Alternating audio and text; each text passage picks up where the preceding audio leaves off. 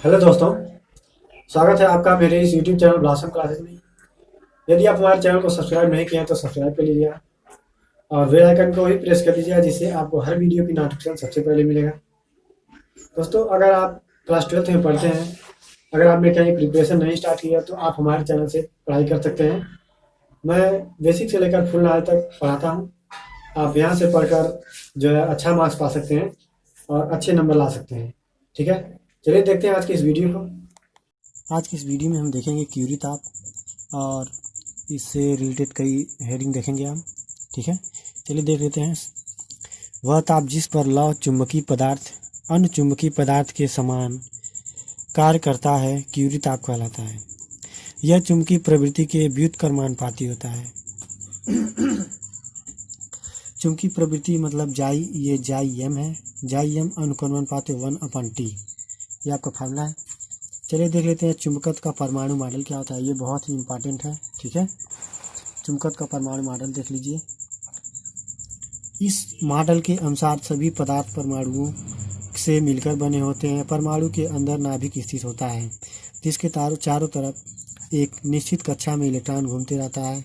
यह इलेक्ट्रॉन वृत्तीय पथ पर गति के साथ अपने अक्ष पर घूर्णन गति भी करता है, जिससे चक्रण कहते हैं। अर्थात इलेक्ट्रॉन का कुल चुंबकीय द्विध्रुव आघूर्ण इलेक्ट्रॉन की कक्षीय परिक्रमा तथा चक्रण के कारण होता है। आपको समझ में आ गया होगा। चलिए हम चुंबकत्व के परमाणु मॉडल के आधार पर हम देखेंगे। चुंबकत्व के परमाणु मॉडल के आधार पर प्रति चुंबकीय पदार्थ की व्याख्या। ये बहुत ही इम्पोर्टेंट है, पूछता है हर साल। तो चलिए देख लेते हैं। प्रति चुंबकीय पदार्थ के परमाणु में युग्मित इलेक्ट्रॉन पाए जाते हैं। यह इलेक्ट्रॉन एक दूसरे के विपरीत कार्य करते हैं। युग्मित इलेक्ट्रॉन का एक इलेक्ट्रॉन घड़ी की दिशा में तथा घूमता है तथा दूसरा इलेक्ट्रॉन घड़ी की विपरीत दिशा में घूमता है, जिसके कारण इनका चुंबकीय द्विध्रुव आघूर्ण एक दूसरे के विपरीत हो जाता है। अतः परिणामी चुंबकीय द्विध्रुव आघूर्ण के बराबर होता है। आप नहीं समझ पाया तो यहाँ फिगर में देख लीजिए। फिगर में बताया गया है, हमने बताया ना, एक इलेक्ट्रॉन घड़ी की दिशा में और दूसरा इलेक्ट्रॉन घड़ी की विपरीत दिशा में। तो आपका एक इलेक्ट्रॉन घड़ी की दिशा में आपका घूम रहा है। ठीक है, यहाँ पर देखिए एक घड़ी की विपरीत दिशा और यहाँ पर एक घड़ी की दिशा। ठीक है, तो दोनों कुछ इस तरह से हैं।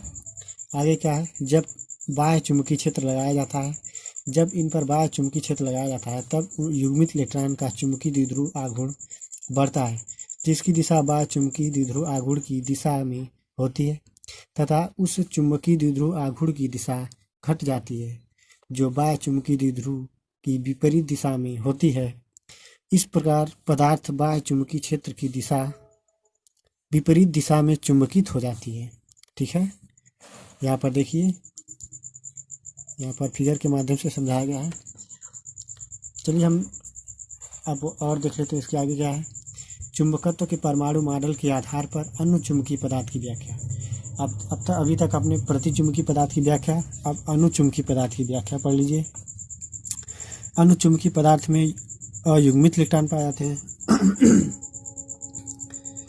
प्रति चुंबकीय पदार्थ में युग्मित इलेक्ट्रॉन पाए जाते थे, तो इसमें अणु चुंबकीय पदार्थ में अयुग्मित इलेक्ट्रॉन पाए जाते हैं। यह अयुग्मित इलेक्ट्रॉन घूमकर धारा लूप का निर्माण करते हैं, अर्थात एक तरफ उत्तरी ध्रुव तथा दूसरी तरफ दक्षिणी ध्रुव बनाते हैं। अतः यह एक परमाणु चुंबक के समान कार्य करते हैं।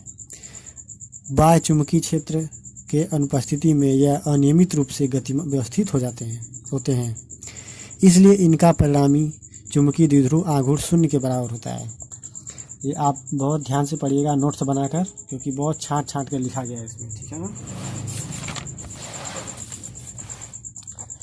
अभी आपने देखा, बताया गया है कि युग्मित इलेक्ट्रॉन अयुग्मित इलेक्ट्रॉन पाए जाते हैं, तो इसमें अयुग्मित इलेक्ट्रॉन कुछ इस तरह से पाए जाएंगे। फिगर में देख लीजिए। जब इन पर बाह्य चुंबकीय क्षेत्र आरोपित किया जाता है, जब इन पर बाह्य चुंबकीय क्षेत्र लगाया जाता है, तब पदार्थ के अंदर उपस्थित परमाणु चुंबक पर बल आघूर्ण कार्य करने लगता है, जिसके कारण पदार्थ चुंबकित हो जाता है। देखिए, चुंबकित हो जाएंगे तो वह एक दिशा में हो जाएंगे। ठीक है, तो चुंबकित हो चुके हैं। चलिए आगे देख लेते हैं हम। चुंबकत्व के परमाणु मॉडल के आधार पर लौह चुंबकीय पदार्थ की व्याख्या। आपने प्रतिचुंबकीय पढ़ा, अनुचुंबकीय पढ़ा अब लौह चुंबकीय पदार्थ की व्याख्या देख लीजिए। लौह चुंबकीय पदार्थ में अयुग्मित इलेक्ट्रॉन की संख्या अत्यधिक होती है, जिन्हें परमाणु चुंबक भी कहते हैं। यह अयुग्मित इलेक्ट्रॉन आपस में अन्योन क्रिया करके सूक्ष्म प्रभावी क्षेत्र बना लेते हैं। इस सूक्ष्म प्रभावी क्षेत्र को डोमेन कहते हैं।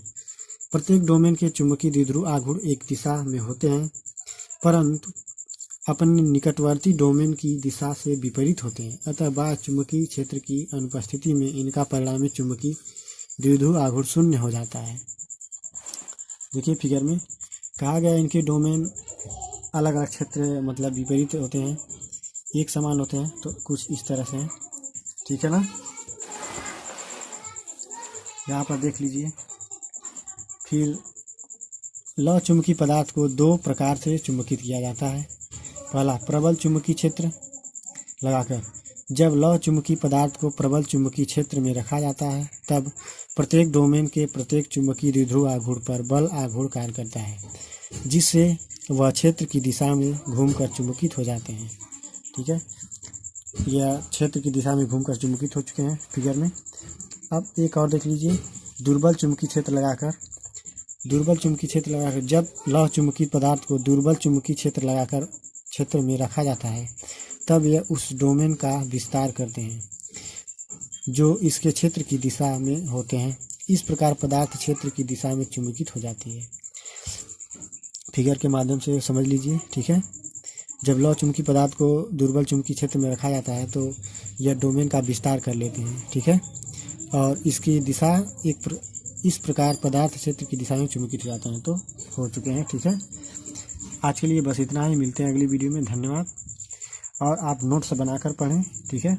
ये बहुत छाँट छाँट कर लिखा आता है, अगर आप किताब में खोजेंगे तो ये कभी ऐसा नहीं पाएंगे, ठीक है। तो इसलिए हमारा आपसे निवेदन है कि कृपया नोट्स बनाकर पढ़ें, ठीक है ना। ठीक है, धन्यवाद। मिलते हैं अगली वीडियो में।